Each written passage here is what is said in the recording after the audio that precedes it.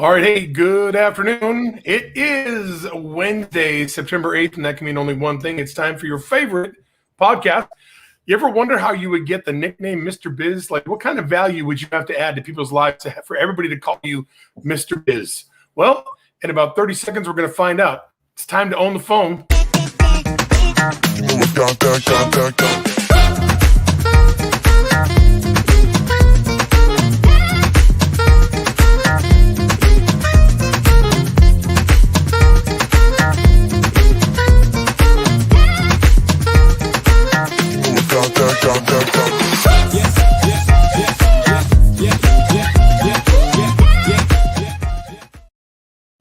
All righty. Good afternoon. Welcome to Own the Phone. I'm excited for today's guest. And, I was on his podcast about a month ago, and, I was excited because, I just have an opportunity to get on a podcast. And then I did some research about Mr. Ken Wentworth here, and I realized that I hit a home run because our guest here today has an extensive background in a variety of different areas of the business. Let me just give you a quick rundown here.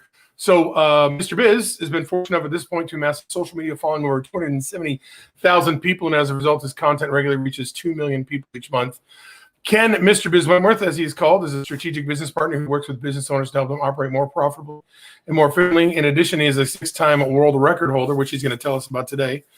During his career, he developed a diverse skill set by working with many different roles: accountant, investment analyst, operations manager, planning and analysis director, and CFO for several different businesses, while rising to the top 3% of Fortune 15 company. Academically, he earned a BA in accounting and an honors master degree in financial management. Wow. He's also written 2 best-selling books, Pathway to Profits, which made it to #1, and How to Be a Cash Flow Pro. You can hear him regularly as he speaks to professional organizations and individuals on his Mr. Biz Radio podcast, which he's also going to talk about today.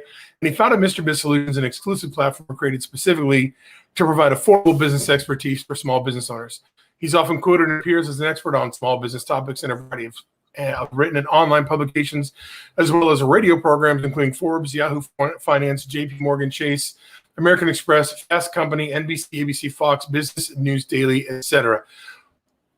And you've done that all in 5 decades. That's impressive. Hey, Ken, thanks for joining us. I appreciate you having me here. Hey, Wally, I'm honored to be here. I've been looking forward to this ever since you were on my show. Yeah, thanks. And I really enjoyed it. And the obvious question is, how do you get the name Mr. Biz? How does that come about? Well, it's funny. I actually didn't give, I'm not that guy. I didn't give myself that nickname. No, so, that's not allowed. That's not allowed. That's absolutely not allowed. Not allowed. I actually, we were at the studio and I had a guest on my show, Mr. Biz Radio, and we were leaving. I was walking the guest out of the station, and we were walking down the hallway. And as we were walking down the hallway, he asked me 3 different questions, 3 different business questions, 3 different business areas. And by the time we got to the end of the hallway, he said, man, and this was several years ago. He said, man, I feel like I got a marketing question answered. I got a finance question, and you're telling me how to hire people. Like, I feel like I was talking to like Mr. Business or something. He's like Mr. Biz. Well, the general manager of the station just happened to be walking by at that very moment and overheard that. And he turned around. He said, that's it. You're Mr. Biz. And I'm like, nah, no, I'm not. No, I'm not. And that was the end of the conversation.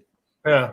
Fast forward about, I don't know, maybe 3 weeks later, I'm in an event here in Columbus, Ohio, and someone came up to me and called me Mr. Biz. I'm like, what the heck? Like, there were 3 people in the hallway. Like, where did that come from? Well, here the station had started running promos for my show, saying the show back then was called B2B Radio. So they started running promos, B2B Radio featuring Mr. Biz. So it just kind of took, and I even then was pretty begrudgingly, accepting it. And then it just kept taking off. And so finally I was like, I had lunch with an attorney friend of mine. And he said, man, I was doing videos and social media started to take off and everything. And he said, you've trademarked that, right? And I'm like, no. He's like, oh, well, here's a great idea. Why don't you build this giant social media following and then don't trademark it, wait for someone else to trademark it. And then you get a cease and desist letter and all your work, and all this building of this platform is, completely useless. And I'm like, okay, well, you put it that way. Okay, maybe I should go back. So I did actually go through the process and got it trademarked and all that kind of stuff. So yeah, I am officially the Mr. Biz. And obviously now that you look back at it, it was an amazing idea, because having a brand that's recognizable and easy for people to remember is the best thing you could ever do. So, yeah, for sure. Well, it's good. I love it. Excuse me. I'm sorry. Excuse me, when you go online and look you up, Mr. Biz everywhere, you're like, all your social media platforms pop up. So you've done an amazing job of capitalizing on that. The other question I have to ask you is, you're a 6-time world record holder. So I would love to know what that's all about. That's obviously an amazing feat as well. I'm really good at chewing bubble gum, Wally. No, I'm just kidding. And walking. And walking at the same time. Yes, that's the only way you get to win that record. Go ahead. That's right. I'm kidding. No, actually, I was a competitive power lifter, and my world records are all in the bench press. So wow, what weight class? So I competed in 181, 198, 220, and then I did some time in the 242 class as well. So that was part of my. Your bench must have been like over 350, 400, right around there at that time. The most I did was I weighed at a body weight of 196. I benched 515. What? That's insane. Because I played college football and the running backs were, they were, 180, 190, 200. They were all benching like, 400, 450 pounds. So 515. Holy cow, it's impressive. I love that. That's great. When did you stop doing that? The last time I competed was in 2015 or 2016. Okay, so it's pretty recent then. Yeah, that's amazing. What an incredible feat. That's awesome. Very cool. Thanks. I squatted 500 pounds, but I never benched 500 pounds. That's impressive. Holy cow. Wow. All right, cool. Well, let's get into it. Thanks for sharing those two things with me. So, obviously we're going to talk today about overcoming challenges in your business, but tell us how you got here. You know what I'm saying? We read about it a little bit, but I mean, you've been everywhere, it seems, within business. It's kind of like, I'm not minimizing what you did, just give you an idea, but when you go work at a Chili's restaurant, you get a job, even if you get a job like in the back, not in the back office, but in the main office, if you're you're the controller, or you're the VP of whatever, you still have to go be a busser, a waiter, a greeter, a server. I mean, you have to go cook. You gotta expedite food so you can understand every aspect of the business. And it seems like you've kind of done that throughout your career. It looks like you did a lot of it at one company. So maybe you can kind of give us, your path to, your knowledge base and your expertise. Let's start there. Yeah. So my undergrad, as you mentioned, is in accounting. I got out of school, worked in accounting for a couple of years, figured out pretty quickly that that wasn't exactly my cup of tea. I'm a self-professed numbers nerd, but that's just a little bit too much in the weeds for me. So I shifted gears, moved over to the finance side of things, and ended up doing a lot of different things from that finance background, which the accounting background has helped me tremendously in my career. I'm really glad I ended up going that path, but I just knew being in the weeds of accounting, that's just not me. I'm much bigger picture guy. And so, I was fortunate enough to work. I worked at JP Morgan in their predecessor organization for 20 or so years, and it got to do a lot of different things under that umbrella. Had just a fantastic time working there. Great company. Still have a ton of friends there. Still own a bunch of stock there. Great place. But it afforded me the ability to do all these sorts of things. When you perform well and do well in your career at a large company like that, the opportunities are almost endless, or can be endless. And so I was very fortunate and blessed to be able to, kind of do all those things under one umbrella. What was the genesis of your now public persona? You're not just really as a consultant, but also, as basically today they would call you a thought leader, really. What I'm saying? You're really a thought leader at this point. What was your genesis and kind of your path to that? Because that's to have over 270 million people following you and 2 million listeners. Obviously, number one, you have to have been doing it for a while. Also, you have to add a lot of truckload of value too. So how do we get there? Yeah, so that's after I left JP Morgan, started my own business, my own consulting business initially as a fractional CFO, working with businesses. And that's when I figured out very quickly that, how can I heard actually Grant Cardone spoke about this and really changed my mindset on it. And he was talking about, if you have expertise or you have the ability to help someone and you're not getting your name out there, you're kind of being selfish. And it was kind of, at first I'm like, what do you mean? That sounds crazy. But, he said, you're in Columbus, Ohio, And maybe there's someone that you could help save their business that's in Boise, Idaho, but they've never heard of you. So they don't know that you can help them, right? And so, that sort of changed my mindset. And I started figuring out quickly that, getting out of obscurity, really getting myself out there. And so I do. It really, the explosiveness with the social media platform and the brand building and all that stuff really is the radio show for one, but also videos. I do a ton of videos and live streams and things like that. And I do a lot of speaking as well. And then, of course, I've written those books. So it's just trying to expand that platform and reach people at different areas. So, first I had the radio show, and then it's like, well, I'm going to do videos. And I had committed and I did 100 live streams over 5 months. I did 20 live streams a month over 5 months. I do 100. Holy cow. And it just absolutely exploded everything. Along the way, writing the books, it's like, well, some people don't, they want to have a book in hand, or they want to have it on their phone or whatever. Right. So, being able to reach people in different areas and making it convenient for them. I've got an online course because some people want to learn that way. We have a continuity program that's like a monthly membership type of thing. So because some people want to do things that way. So just really trying to get out there and put myself out there. And that way, more people that know about me, the more people I could help. And so ultimately, it sounds cliche, but it's really, that's really what the driver is. Those are the, it's hard to explain to people that there's a process for everything, right? And and to the best of your ability, you plan things. Things happen as organically as they're going to happen, with or without our input. So what do people usually come to you for? Because you have a consulting side of your business, right, Mr. Biz Solutions. What are people usually coming to you for what kind of services? Yeah, so primarily I work as a fractional CFO. So I think of a small, medium-sized business that needs a CFO, but probably doesn't need a full-time CFO. So I'm able to work with them. They could hire me on a fractional basis, a lot cheaper than a full-time resource. And they get someone who's got all the experience that I have at a fraction of the cost of a full-time, probably less experienced resource. But I'm almost hesitant to say business consultant. I'm almost hesitant to say, fractional CFO, because I take a very holistic approach. So I'm not just the numbers guy, right? So my job, the way I view it when I work with an owner, is I'm going to help you optimize your business because I've got experience in all these different areas. So it's not just like, oh, well, let's just look at the numbers and that's it. There's a ton more things than that. I had a client one time that she was local, and I happened to be in the area at another appointment, and I just popped in, just catch her for a few minutes, and she was interviewing. And she said, she said, "Oh, you caught me. I'm interviewing for my new COO." She had fired 3 COOs in 9 months.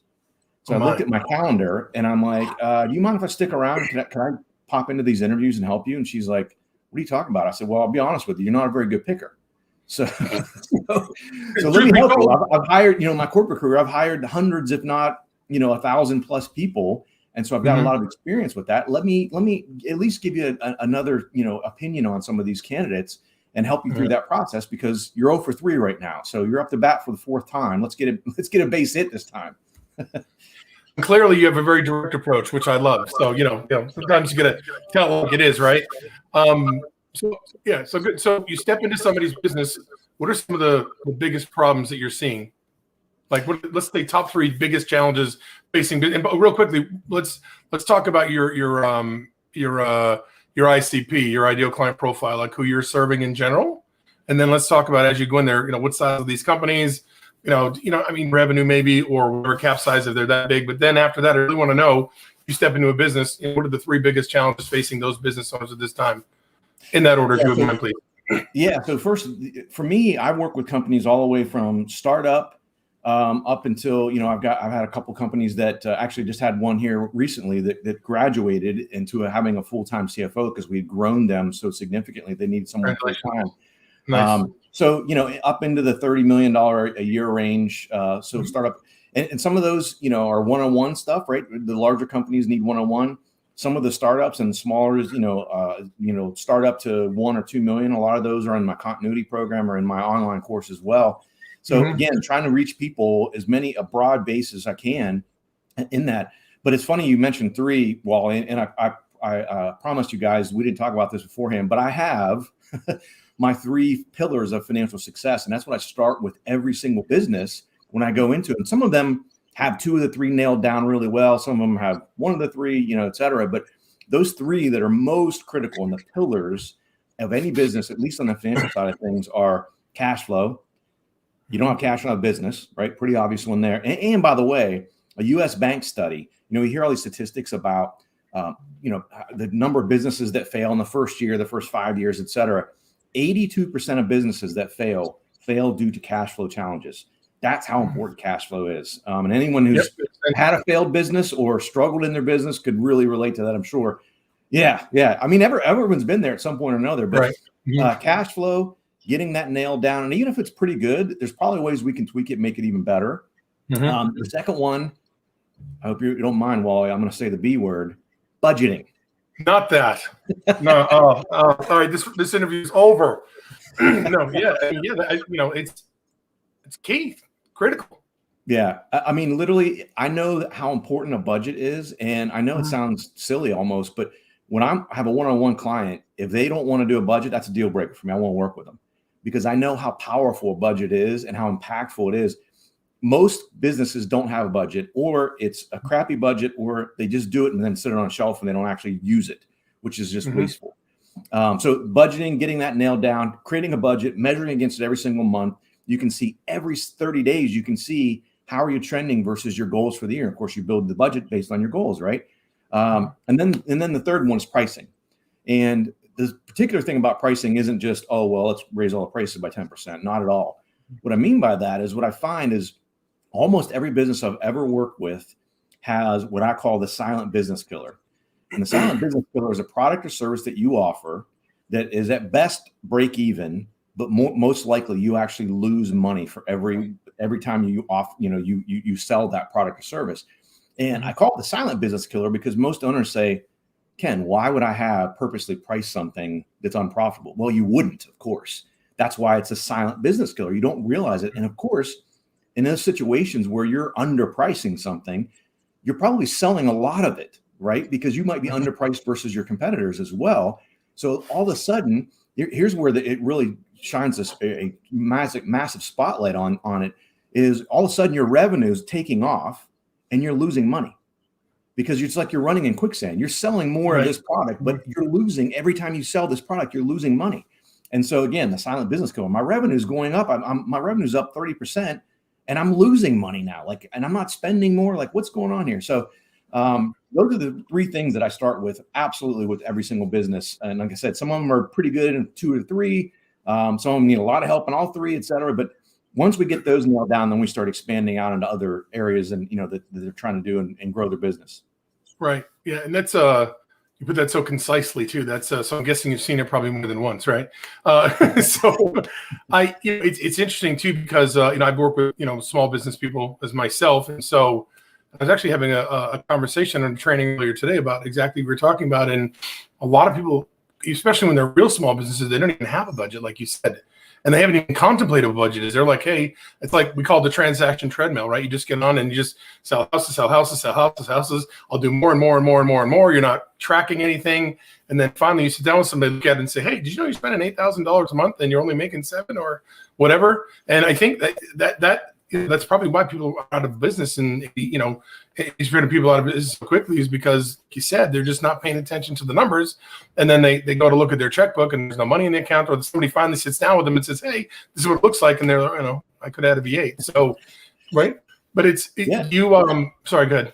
No, I was just going to say, I mean, think about, I work with a lot of different businesses that say you're bidding on a project.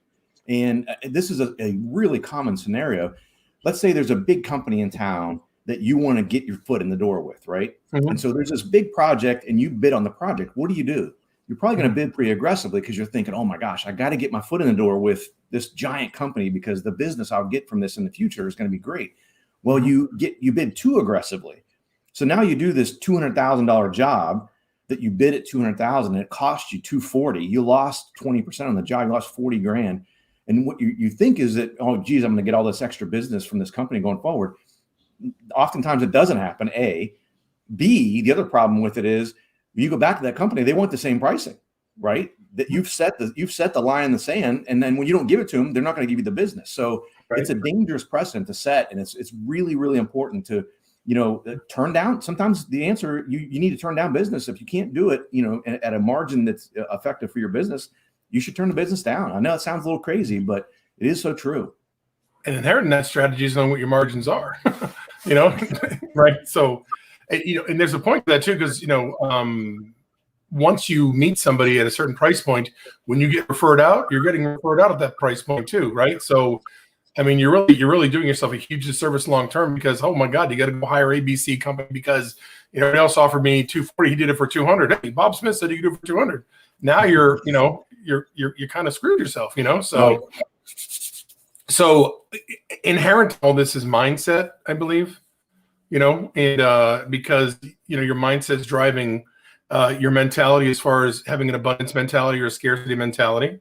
Right? Whether I should charge a 240 or 200,000, a willingness to learn, right? A willingness to say, hey, I might be wrong here. Mm-hmm. And also the willingness to actually make the changes, right? To have enough intestinal fortitude to say, listen, the only way I'm going to succeed is if I make this change. So I got to make these changes. How do you, because I'm sure people are resistant to some of the stuff you recommend to them, because number one, we get stuck in our own ways of doing anything. Somebody explained to me once, we get used to our own dysfunction. Right. And we'd rather walk around with a sore ankle because it's not so bad, rather than go to the doctor and have them say, hey, listen, we just got to do this and it's all better. So how do you get people to adopt the right mindset so they can not just survive, but thrive going forward? Yeah, it's a good question. And it's something that I've learned over the years when I sit down with a prospective client to really sort of probe into that, because a lot of people do what I call faking the funk. They say, oh, I want to hire a CFO. I need someone to help me with my business. Mm-hmm. They have no intention of actually enacting, right? They're just doing it to do it. And it sounds silly. They spend the money and then they don't want to, they don't want to implement anything, and or they don't want to change. And so having that fortitude, as you mentioned, I think is critically important to any business owner, especially as you grow. I was just having a conversation with someone yesterday about this. The skill set and the leadership it takes to run a company that's doing 1 or 2 million a year is different than 8 or 10 million a year, right? There's a whole different skill set and leadership, and you have to grow and evolve with your business as it grows in that direction. And so it's really, really important. And so I really try to, as I'm talking with a prospective client, seek that out, right? The people that actually want to make some changes and are or at least open to making some changes and are going to enact them. The only client I ever fired, I just got so frustrated. I've been working with them about 6 months, and first of all, they were super dysfunctional, very disrespectful to each other. And I just, pretty toxic. The board meetings were very toxic, et cetera. And they were paying me a ton of money because I was working with them so much. I went back and looked, and I had come up with I think it was 46 ideas, and they'd implemented 4 out of 46. And I'm like, guys, I said, I'm going to do you the favor. I'm going to fire myself, because here's the thing. At some point, you're going to sit down and you're going to go, we've paid Ken how much money and what have we gotten out of this? Because you're not implementing anything that I've told you. And the 4 things they implemented were like super minor things, not anything major. And, it was just frustrating. And it was frustrating for me because the business had so much potential, but they were unwilling to change for anything. And so it's super, super important for me as I'm talking with a prospective client to sort of figure out, are they faking the funk, or are they actually willing to make some changes? Have they recognized it and they're saying, oh my gosh, please help me. I realize that, some of the decisions I made when I was running a $2 or $3 million company are different now at 6 or 7 or 8. And I need some help with that because I just don't have that experience and et cetera. So it is important. And for me, as far as, getting over that hump with them is, I'm a numbers nerd, as I mentioned. So I'm all about facts. I'm all about, numbers. So here's proof of it. Number one, and other thing I can lean on is my extensive experience to say, look, I had this happen 3 times before at other companies in different industries or whatever it might be. Here's exactly what happened, which is almost the exact scenario we're talking about here. Here are the numbers that back it up, et cetera. And a lot of times, well, most of the time, I should say, when people hear not only from the experience that I have, real life experience with it, but the numbers. I mean, numbers don't lie, right? And so they hear the numbers and they go, holy crap. So if we just make this one change, a really good example of this, Wally, is that silent business killer. When you find that thing, when you find that silent business killer and you eliminate it, I mean, think about this. And I had to explain this to a business owner, and it like completely blew his mind. I said, your revenue can go down and your net income goes up, right? Because you stop selling this product. Let's say you sold $200,000 of a product, but you lost $100,000. Right. Well, all of a sudden, if you get rid of that product, you say, I'm not going to do that anymore. I'm not going to offer that product or service. Now your revenue goes down by 200, but now you didn't lose the 100,000. So your net income goes up because you don't have that product or service that's dragging down the rest of your business. And so it's crazy. It's like, wait, revenue goes down, but what ends up in my pocket goes up. Like, right. At first, it's like, that's crazy, but it's so powerful. Just getting rid of that crap in your business right away makes a big difference. It seems so rudimentary. We call it a stop doing list, basically, right? Yeah. Like, who do I need to stop associating with? Where do we need to stop spending time? Or where do we need to stop spending money? What products are not advantageous for our company? You know what I'm saying? And just, it's amazing. It's incredible. Awesome. I'm sure we could talk about this for days on end. You probably have enough stories and information to talk about it for a month. Yeah. Wally, let me real quick. I want to mention one other thing is since you just kind of touched on it, I am, especially with a lot of folks, I'm sure that watch and listen to your show, are salespeople. Really do a strong assessment on your time and make sure that you are focusing on, I call them RPAs, revenue producing activities. Right. Because what often happens when your sales start to get sluggish, if you really do an assessment, an audit of the time and where you're spending it, more than likely what you're going to find is a higher percentage of your time is being spent on non-RPA things. Some of those, we all have those in our jobs. Doesn't matter what you do, right? It's administrative stuff. It's filling out paperwork. It's that kind of crap. But as much as you can lessen that time and not taking yourself away from those RPAs, those revenue producing activities, whether that's hiring a VA, automating something, buying a piece of software that cuts down the time it takes you to do those things, again, especially for a salesperson, are super powerful. Yeah, that whole working in your business versus working on your business. I think a lot of folks confuse that, especially when they start, is that, they're pushing papers around a desk, they're sharpening pencils, so to speak. I'm speaking figuratively, of course, but they're just doing a bunch of stuff I call it activity versus action. They're getting involved in a lot of activity, but they're not really taking action. Yeah. So why would somebody come to you? Kind of let you do a little promo for yourself here. Why is somebody going to come hire you? If you're struggling in your business, maybe you're in that scenario I mentioned a couple of times already, where your business has grown and all of a sudden it's starting to get a little bit haywire.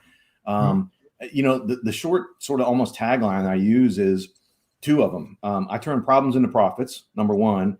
And, I help business owners run their businesses more profitably, more efficiently.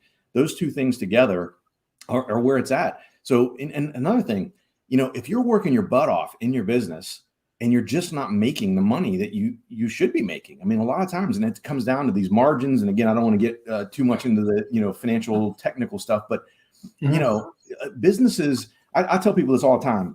People their gross margin, right? A lot of people talk about gross margin, this, gross margin, that. It's important, but I'm all about net margin. Net margin is what your net income is divided by your sales. Right. And what it measures is what ends up in your pocket at the end of the day. That's what's most important. I don't care about all the noise in between. I want to know what's ending up in my pocket. And when you take that number, so those business owners out there listening, take your net income, divide it by your sales or your revenue. If that number is less than 10%, congratulations, you have a hobby, not a business. I hate to be blunt about it, but it's so true. You should, unless you're in the food industry or restaurant industry, which is the margins are super thin. Unless you're in that, if you don't have a business that you have double-digit net margin, you're not running it well, and you're spending way too much time and not making enough money, the money that you should be making. Right, and to your point, I think people would look at your service as a cost. It really would be an investment, because I'm guessing that you've made people money just by helping them rearrange their finances and get rid of things, right? Just by sitting down with them and, just telling them what they should and shouldn't be doing has got to produce some sort of positive, financial picture for them.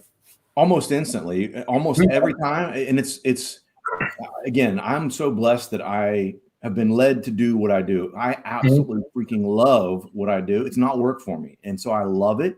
And I think, it's going to sound a little braggadocious. I don't mean it to come off that way, but we like things that we're good at, right? If you stink at golf and your buddy says, "Hey, you want to go golfing?" And you're like, let's play basketball instead, because I'm really good at basketball, right? Right. So I'm good at what I do, and it's I love going into a business and it's just like a treasure trove for me, like looking around, turning over rocks and, figuring stuff out and helping owners. Another thing that I can provide and help with is owners don't have someone who sees the entire business, right? They don't have a sounding board to say, hey, I was thinking about X, Y, and Z. They may have people in their business that know certain silos of their business, but they don't know the whole overall view of it. So they don't have really someone to talk to about those types of things. And so that's another important thing that, again, with all my experience I've had, that I can say, oh, okay, well, here's how I would look at that, right? You're thinking about buying your competitor, let's say. Well, here are the things we really need to look at, right? How are we going to make this work? And so that's another one of those things that I think is really important, and one of those things that I've been able to do for business owners. But yeah, and I tell people this all the time, Wally. If you hire me and you're not getting a multiple return on what you're paying me, you should fire me like immediately, because I'm not doing my job. And by the way, I won't take on a client that I know I can't do that for, because I don't want to waste their time. I don't want to waste my time. And I've had that before. I've sat down with someone who wanted me to help him with his company, and he's rock solid.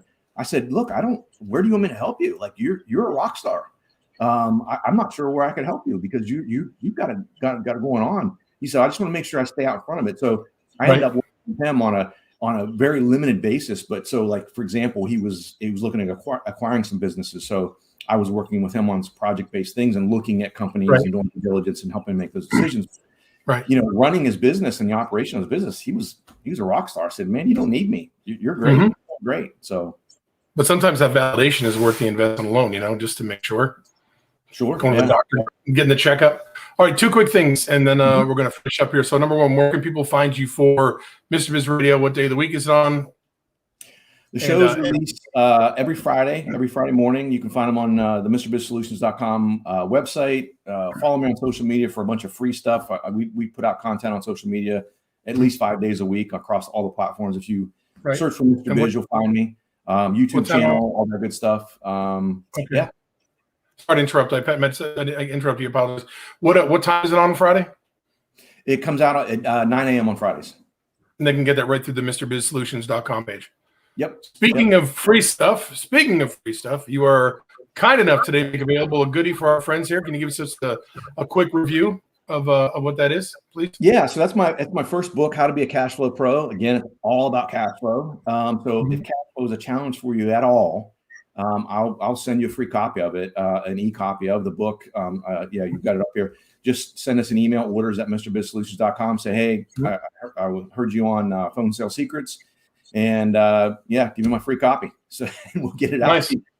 Awesome, man. This is amazing. I really, really appreciate your time today. It's an honor to have somebody of your skill set and acumen and background on here. Had a truckload of value today. I'm excited for the folks that are watching this. We have a lot of salespeople. We also have a lot of independent contractors, people that own small, medium-sized businesses that really benefit from what you shared today. Anything else you want to add before we bounce? No, I don't think so. Well, it's been an honor. I'm really glad I had a great time, and it's been an honor being on the show. Thank you, sir. Well, anyway, you know what? As we say it here, that's Mr. Biz. I'm Wally Bristler. This has been On the Phone. Hey there, this is Wally Bristler, and on behalf of my guest today, I'd like to thank you for joining us for this episode of On the Phone. If you'd like more information on how to overcome sales call reluctance, procrastination, and self-sabotage, and become an expert on the phone, go to www.phonesalesecrets.com. And if you'd like my free course on how to overcome sales call reluctance, please go to www.phonesalesecrets.com/.